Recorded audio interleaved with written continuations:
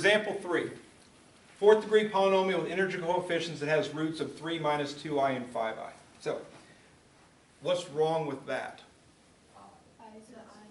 Okay, first of all, there's I. Second, it says fourth degree, right? It says fourth degree polynomial equation. And we have one answer, 3 minus 2i, and a second answer, 5i. How many answers are we supposed to have to write a fourth degree?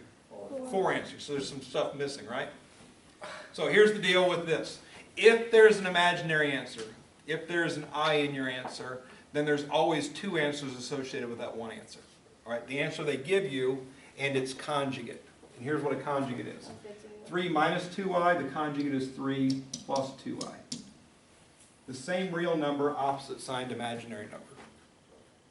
That's just how polynomial functions work. If all the coefficients are real, which is what a polynomial function has, all real coefficients, all the numbers in front of all the x's are all real numbers. If you get an imaginary solution, you're going to have its conjugate also. You might have noticed that yesterday with every complex answer. We had 1 plus 2i, 1 minus 2i. We had 3 plus the square root of 3i over 2. We had 3 minus the square root of 3i over 2. So we always have that conjugate answers on the imaginary numbers. That just happens. So when they give us an imaginary solution, we immediately know its conjugate's also solution. Right? And this is for a single digit imaginary 5i, negative 5i. Just change the sign of the imaginary piece. So again, they give me 2 answers, but they've officially given me 4 answers because they've given me a complex, so its conjugate's also an answer.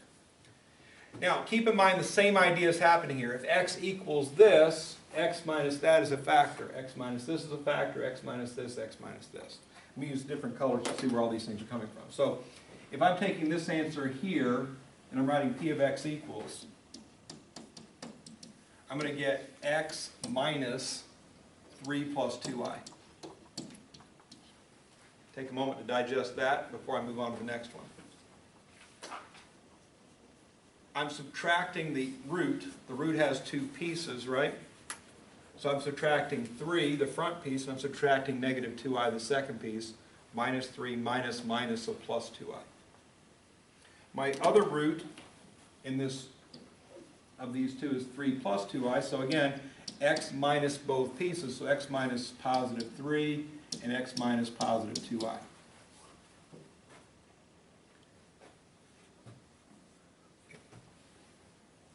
Minus 2i, plus 2i, plus 2i, minus 2i. Okay. If I didn't do that properly, this would say minus 2i, that'd say plus 2i. I'm still right, but I'm trying to get you guys to do good math here. So we're subtracting a binomial, make sure both pieces subtract. Okay, this is 5i, so I'm going to get x minus 5i. This is negative 5i, so I'm going to get x minus negative, so plus 5i.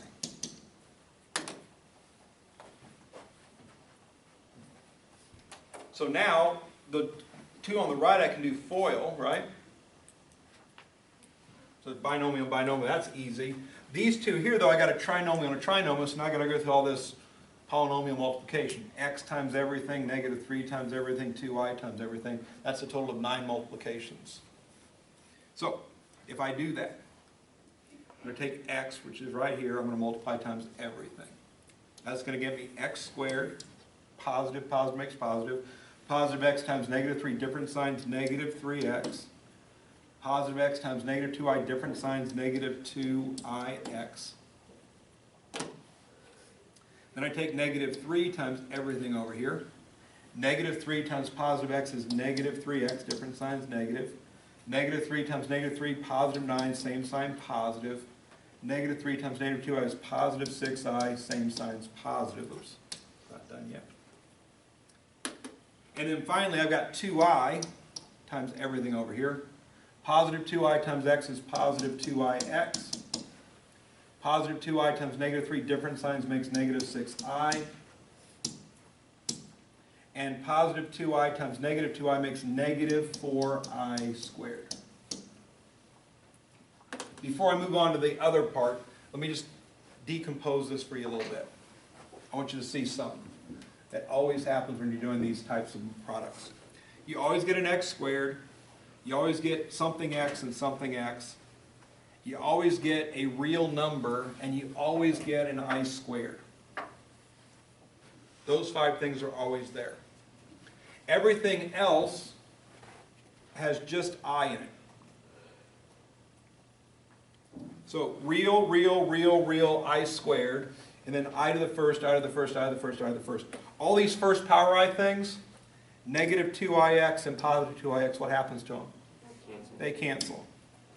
Positive 6i, negative 6i, they cancel. Everything with I to the first cancels. Everything real's real, all right? And the I squared, whatever this is, in this case negative 4i squared, becomes real with the opposite sign. Negative 4i squared is the same as positive 4. Okay. And again, that happens every time you multiply this structure times its conjugate. You're going to get 4 reals, 1i squared, and all the I to the first powers will be opposites, they'll cancel. So you're left with, after you simplify as much as possible, x squared minus 6x. Signs are the same, so I added, negative because 3 is bigger, and then plus 9 and plus 4 is plus 13.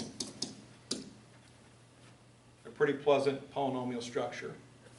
Not too hard to deal with, but again, you had to kind of go through some unpleasant stuff to get there. On the second part, I only have binomial times binomial, so that should be easy enough. Just spoil that. X times x makes x squared. Outside times outside makes positive 5ix. Inside times inside makes negative 5ix. And last times last makes negative 25i squared. When you're multiplying complex binomials like this always happens. We always get a real piece, we always get an I squared piece, and we always get imaginary pieces, I to the first powers. Okay? Again, we're multiplying complex conjugates here. This is not coincidental. The I to the first powers are opposites. Positive 5ix, negative 5ix are opposites. They cancel. My I squared is real, but it's wrong sign, so negative 25i squared is plus 25. So x squared real, plus 25 real. And p of x equals this thing. Okay. Each product is encased in parentheses. So these two made this, these two made this, and now I got to multiply this times that. Again, this times everything, this times everything, this times everything. So x squared times x squared plus 25 makes x to the 4th plus 25x squared. Positive times positive is positive, positive times positive is positive. Negative 6x times everything. Negative 6x times positive x squared is negative 6x cubed. Negative 6x times 25 is negative 150x. Negative times positive, negative, negative times positive, negative. 13 times x squared is positive 13x squared. And 13 times 25 is 325. Positive times positive is positive, positive times positive is positive. Feel free to use a calculator to help you calculate. Okay? Looking for like terms, and I do want descending order on your answers, so 4th, 3rd, 2nd, so on. So p of x equals, highest power is x to the 4th, that's the only term with x to the 4th. Next is x cubed, that's the only x cubed. Then we have x squared. 25 plus 13 is positive 38x squared. Add because the signs match, positive because 25 is bigger. And then I got minus 150x, that's the only x term, right? And I've got plus 325, that's the only constant. So that is my polynomial with those roots. 9 plus 4, that's 13 calculations. Another 6 calculations. They had to combine some like terms. And then another combine like terms. There's about 24, 25 calculations altogether happening in there. Every single calculation, pay attention to detail. You mess up on a single one, get a wrong sign, add when you're supposed to subtract, multiply incorrectly, you're going to get the wrong answer. So take your time, be careful through the process. Okay, don't just understand the technique, but also carefully go through the process to get the right answers.